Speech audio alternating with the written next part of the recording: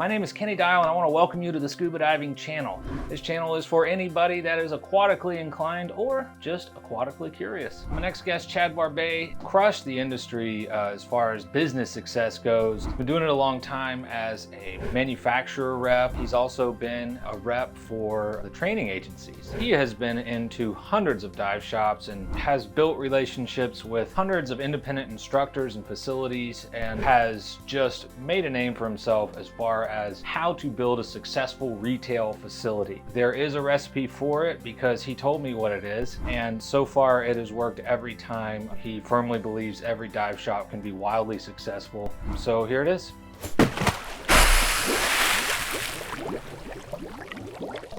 The man, the myth, the legend, Chad Barbay. Thanks for coming on. You're welcome. Yeah, I'm excited. Let's go. Tell us real quick what you did and how that led to where you are now. Certified in 1980, fell in love with it, moved to Florida in 86 from Louisiana, and went to work here in the Orlando area teaching diving. 89, I got a resume call from NAUI. I answered it, and a year later I was employed by NAUI as their first rep. For those of us who have no idea what that means, what does a rep do? Well, there's a training agency rep and there's a manufacturer's rep. Representative for a training agency is basically going out there, representing stores, showing them how to teach classes, creating instructors, showing them how to create instructors, leadership, instructor trainers, course directors, and grow their training side of their business. And then be there for customer service and support of all the situations they may find themselves in from a training standpoint, teaching people how to dive. What was the most precarious situation a shop or a trainer was ever in that had to call you about? When I was with NAUI for 24 years, I mean, the phone rang all the time. And I have friends that are in the training rep business also with other training agencies today, and their phone rings all the time because you have instructors that are calling. You know, what about this? Can I do this? You know, this guy did this. What are you going to do about it? I mean, it was always something. I mean, I guess the worst situations that I would have to deal with is when an instructor would call, who became a friend of mine, and say, I just had a diving death. You know, so someone passed away on the dive, whether it was a heart attack or whether they drowned or whatever the situation was. So there were several accidents that took place in my career where they called me and said, hey, we had an accident. What do we do now? Those are not fun calls, but you know, you're there to help them and support them and work their way through it and figure out a way to the end for them. So, what was a pretty run-of-the-mill question that you had to deal with that people would call you? I mean, a lot of it was standards questions, you know, clarify the standards. You know, can this person go to 60 feet? This person's diabetic. Can I teach them how to dive? This person has asthma. Can I teach them how to dive? A lot of calls were on the medical side because, you know, medical was still in its infancy stage. Then the rest of it was just training standards. You know, how can I teach a master class? How can I get my instructors to do concurrent training where we're combining students from two types of classes into one open water dive? So it was more situational stuff, you know, actually in the field. You know, how can I be a better teacher in the classroom?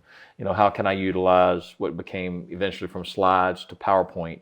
Then it was actually evaluating people to be instructors and teaching them how to be better speakers and better presenters and present themselves. What is the big difference, or is there a difference between repping for an agency, repping for an equipment manufacturer? As a true agency rep, you are there to help them and show them how to become better trainers, to become better teachers, and to show them how to market and improve their certification numbers, which will lead to continuing education numbers, which will eventually lead to more leadership numbers, and not only grow their business, but ultimately grow the association or the training agency also. So it creates a win-win scenario for everybody.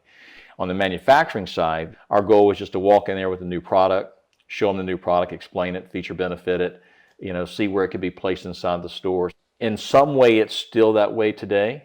There's a lot of reps that still do that. But with the onset of the internet and all the technology that we have today, I think the day of the rep is transitioning. So do you really need someone to walk in and say, here's a new snorkel and here's the features and benefits? From manufacturing, I can send the dealer a snorkel, get on a Zoom call and explain the features and benefits over the phone, pretty simple, and then they can place an order. From my mind, I think it was important to morph from the true product rep into a business partner of the store. In other words, not only say, hey, here's the products, here's the feature benefits, Here's how you sell them, but let me show you how to position them in the store. Let me show you how to readjust the merchandising of the store so you can get the greatest benefit of selling these products and making the most money first. So that's where it's morphed into, and that's what I'm doing right now.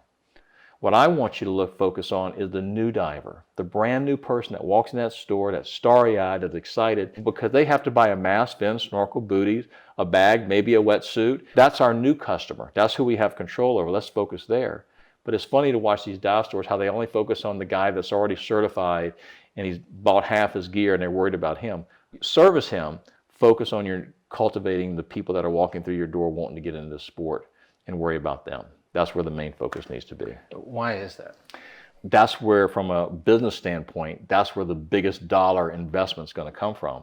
Of all those elements that go into, having a great retail foundation and making sales, where do you see the ball getting dropped on that chain the most often? One word: wow. In today's retail environment, with Amazon and the internet and all that's out there, when they walk in, that first 10 seconds, what we call the decompression zone, if they don't go wow, your chances drop by 50% on closing a sale. But if they walk in that door and they just go, wow, holy moly, look at this store, this is cool. They're like a kid in a candy store now, right? Now, once you decide what they're there for, and even what they're not there for, then the whole opportunity of retail sales and Con Ed classes and travel and all the stuff that we sell with inside the dive store is on the table. Because you know what? If there's no wow, there's Amazon. If I order it in the morning, it'll be here this afternoon. Why do people want the retail store and not just go to Amazon in the simplest terms? Because at the end of the day, consumers want to shop. It's a newfound sport. They're excited. They want to hear the stories. They want to share their excitement in stories. They can only do that inside the retail store. Customer service is a must. Exactly. You got to make everyone feel good there. Yep. How do you handle that? So customer service is important, and you have to manage your time and people's time, and there has to be an expectation that, yeah, this is a business and I have things to do, so I can't sit here and talk to you for 2 or 3 hours. Most retail stores open at 10, 11 o'clock here on the East Coast, right? Business starts at 7, 8 o'clock in the morning. And that's what I see in the dive industry. Most businesses, most store owners don't start early in the morning where they go to the store, they can work at home and get all their ordering done, get all their stuff done. Everything's online now, so they can all get done. And so when they get to the store, they can open the store, they can do a rough cleaning of it to make sure it's all restocked and organized.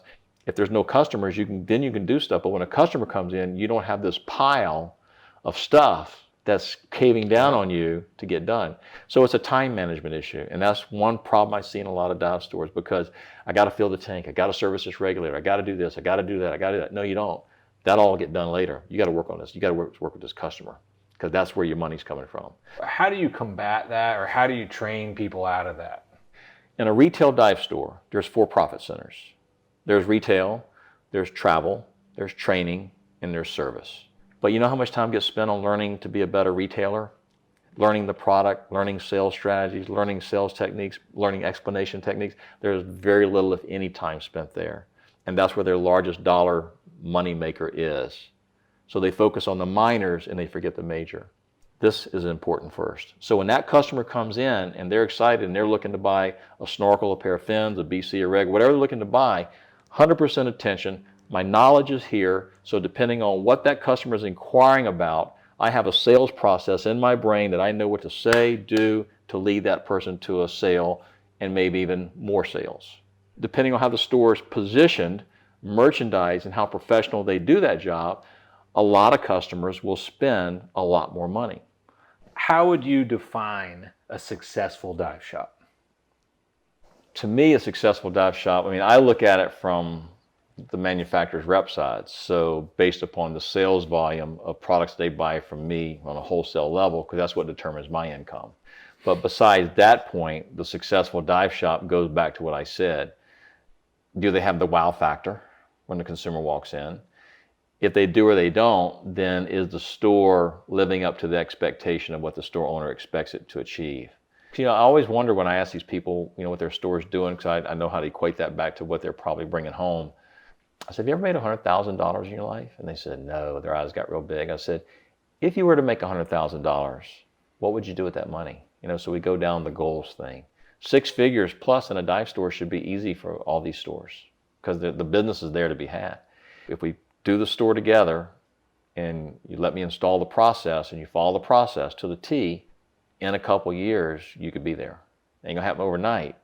You know, money is not everything, but it sure makes everything a lot easier, right? And it's sad to see these store owners invest their life savings and they work their butts off to the time where they just slap burnout because it is hard work. It's simple, but it's hard work, right? Absolutely. You're just repeating the same stuff over and over and over again. And then to watch them lose it all because they're so stuck in the rut of, I've got to fill tanks, I've got to teach class, I've got to service regulators, oh, and I forgot to sell gear. And it's all there for them to be had. All they have to do is install a process and follow the process. Why do you think that so many do not?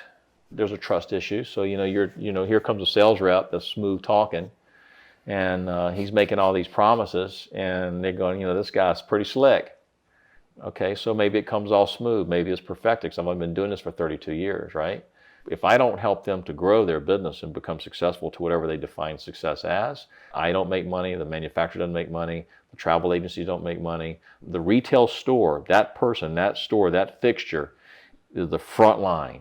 They're in the battle. Everybody else are just colonels and lieutenants and generals supporting the front line. They're the ones on the front line. They're the ones that have to make it. They have to bust through. They have to break through. They have to do it all for everything else to be supported.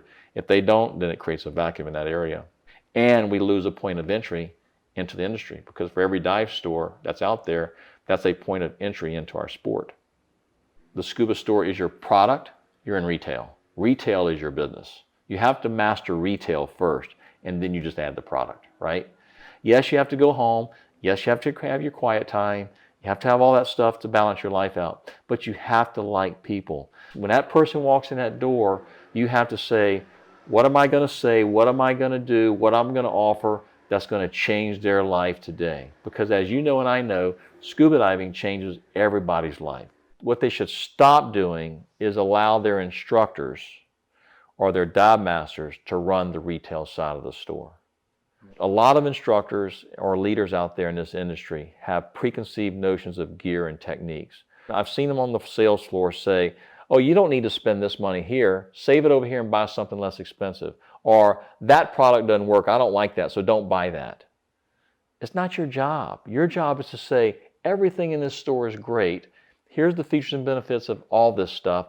Now what do you want to buy? It's up to you. It's your wallet. They've got to be trained to a process to where everything in this store is great.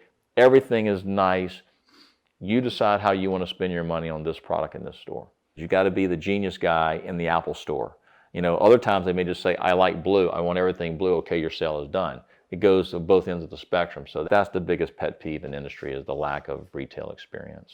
Now, is there one specific technique in a dive store that someone could start doing today that most of them probably aren't? Clean their store, re-merchandise it. A lot of stores there is no wow. You walk in, they're just cluttered. There's just stuff everywhere hanging. There's no rhyme or reason to why it's there. There's no categorization. There's no processes. There's no flow. They just throw stuff up on the wall because it's not their fault they don't know. But it is their fault because they haven't gone out and consulted and tried to figure out how to do it or ask other people. If you want the full-length, uncensored interview, go to sweetwaterscuba.com.